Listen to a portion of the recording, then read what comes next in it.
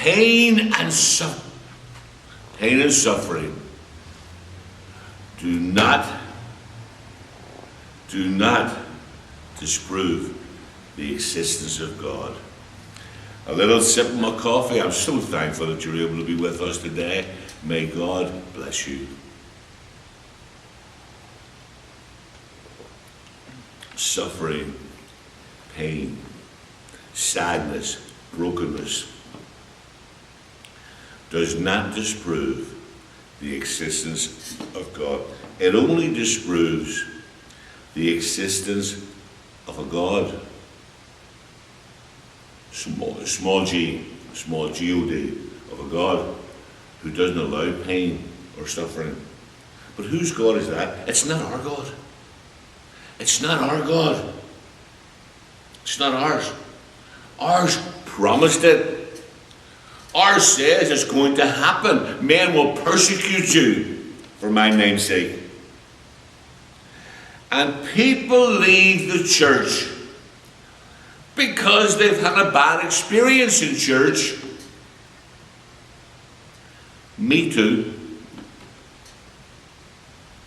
I don't know how I survived my young life in church. Me too. But so what? You know, we have bad experiences all over the place.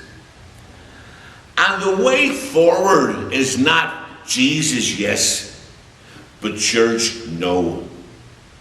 The answer is in the Gospels and the epistles of Paul. And we know that it worked because it's already worked. Once upon a time, members of a Jewish cult called the Way, against all odds, captured the attention, the imagination, and ultimately the dedication of the pagan world. Inside and outside the Roman Empire. Now let's hit the pause button for a moment. Let's look at what we're doing today. What we're doing today is not working. Whoa, stop. It's not working. Let's take note, men and women.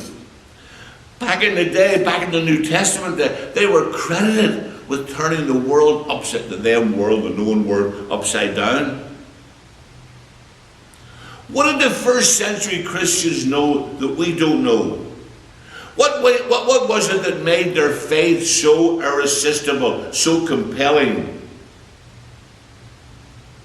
Why did a little group birth in the armpit of the Roman Empire, whose leaders had been rejected by his own people, crucified as a wannabe king by Rome?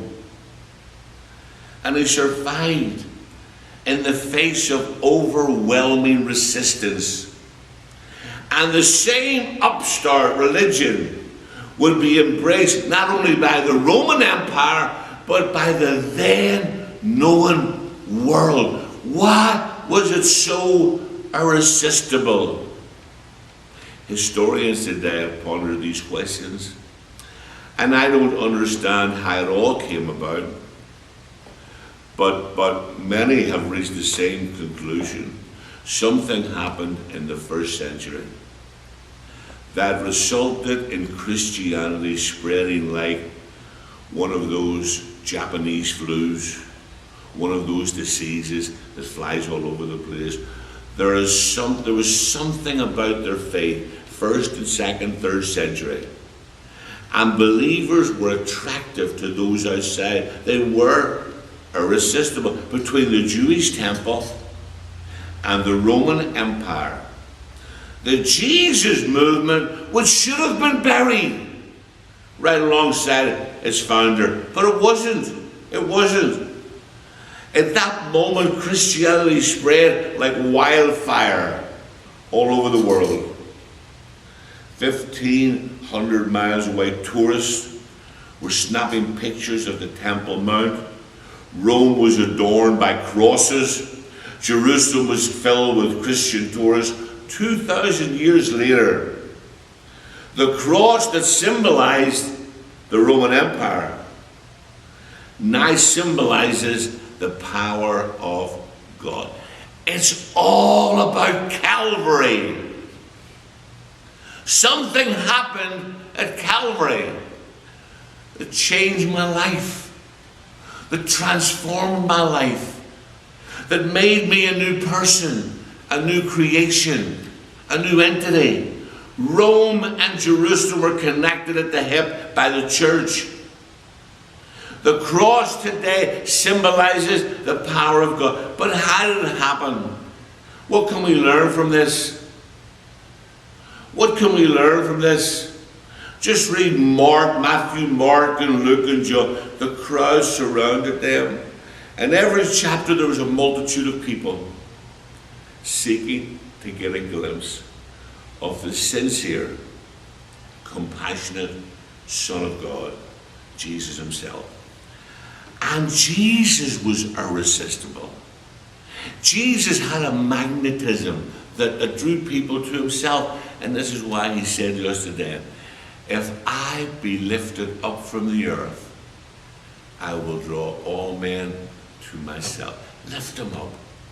Fix your eyes on Jesus. See the cross as the greatest thing that ever happened to us. Calvary! He took away my sins. He bore my sins. He made me a new man. We love you. We're grateful that you tune in. Thank you. May God bless you.